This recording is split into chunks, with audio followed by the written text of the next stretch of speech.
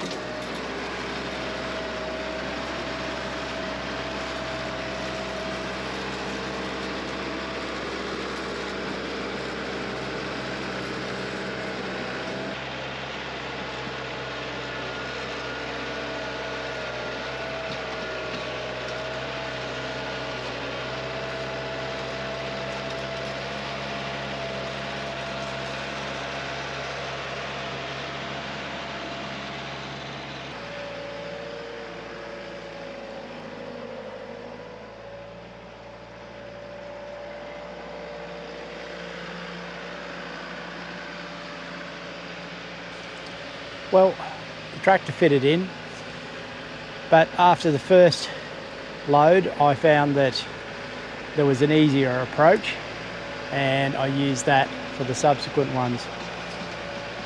It's a bit rough bringing it in, but it's certainly much quicker to bring it in with the tractor than it would be with a wheelbarrow and a shovel.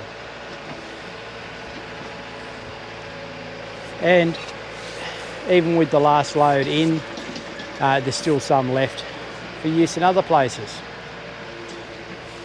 This is what it looks like. I've deliberately put more up this end where the clay is heavier and not nearly as good, and less up that end where the soil is a little bit better. I'm going to just do a little bit of rough spreading by hand because the tractor spreading is pretty inexact. There's just not a lot of room to maneuver here, or I could do a much better job, but I don't want to hit my fences and knock them around.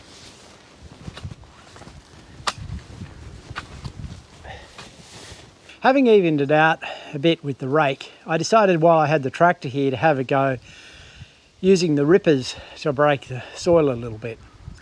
This didn't work that well because I only had the 3 rippers in place, and of course with the fence at the end I couldn't actually run the tractor the full length of it. So it worked one end but not the other. So I came back with the rotary hoe and ran that over, and that's really broken it up nicely. And as you can see now, I have raked it after the rotary hoe. The soil looks so much nicer now, a much darker, richer colour than it did before. With the addition of the charcoal, or biochar to give it its modern name, it really makes it darker and that makes it look richer. And I'm sure there is a lot of good nutrition in what I've added there. And of course the charcoal will hold a lot of nutrients over time. So what am I planting? Well, I've got 3 things, as I said, 3 sisters to go in. Number 1, I've got some painted mountain corn. Now I got this off my nephew. It's really pretty seed, lovely stuff. Now it's a grain corn that grows over a short season. So it should be ideal for this climate and should do really well. The second thing I have is a bolotti or rattlesnake bean. So that is a climbing bean, and I intend to try and grow that up the corn. Now, in doing that, I have to say my past experience of attempting to run climbing beans up corn, which has mostly been around sweet corn, hasn't really been very good. But we'll see how it goes. Of course, the third thing is some pumpkin or squash seed, if you like to call it that. This is sweet grey pumpkins, and this is seed that I have kept myself. It's out of 2 or 3 pumpkins, and you'll see it's sort of mixed in colour. So there'll be a mix, and different ones will come in different places. I like to not just grow from one pumpkin, because if you grow from one pumpkin you haven't got any biodiversity. So how to plant these in here? Now I've thought about that. My initial thought, hi Samuel. Hi. You've come to help? Yeah. My initial thought was to plant the corn and beans in circles, which is probably more traditional, and grow the pumpkin around. But because I really like using the wheel hoe, and if I grew in circles I'd lose the advantage of being able to use the wheel hoe for short-term or early weed control, I've decided to run rows, but the outside rows will be planted with the pumpkins, and probably at the ends as well. The inner clump will be planted with the corn and the beans. You need help to get going? Oh, it's hard, isn't it? You make it look so easy. Push along here. That's the way, Samuel. Now, it's good to stop a little bit, because you see it gets all jammed up with stuff, and then start again. Okay, you want to do more? Let me go by myself and see. Right, away you go. Away you go, push, push, push. Come on, push. It's not so easy, is it? No.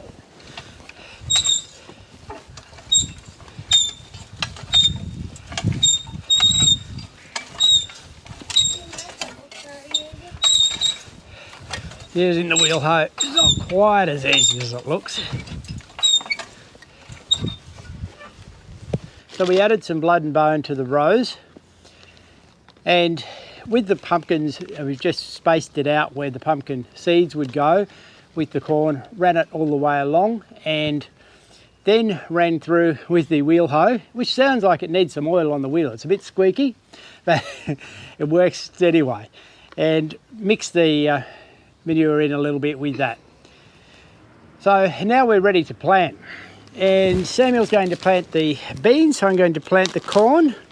And if we put the corn and beans up these 3 rows here, Samuel, so if I put in corn and you come in and put a bean next to it, okay? Can you do that?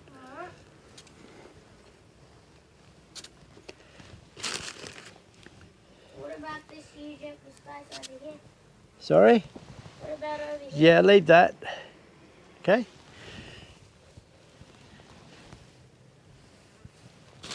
If you can see where I've put these corn, they're all different colours. So Samuel's planting the pumpkins now, and we're putting about 2 pumpkin seeds every metre where we've put some blood and bone around the edge of the patch. Now we've planted the corn and the beans, probably around 6 or 8 inches apart, a bean and a corn seed. I would normally use a couple of corn seeds, but I didn't have enough, and I don't mind if there's a few misses and they space out. So I'm going to cover the corn and beans back now with the wheel hoe.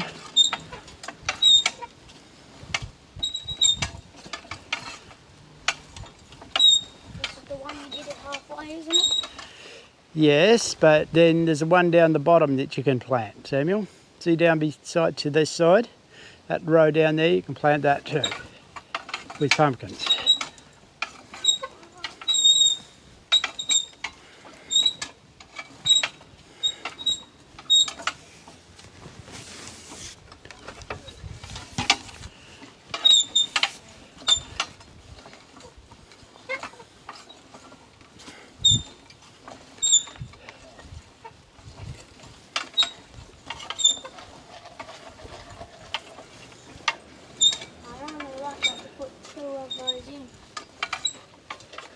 Yep, that's good.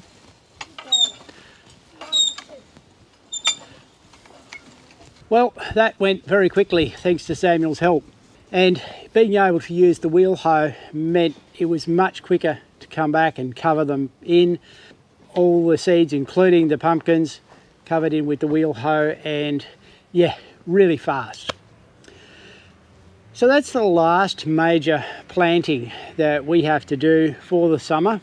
Over the last couple of weeks, I did find the opportunity, I did get it dry enough because it's been so wet, to actually plant red kidney beans and sweet corn.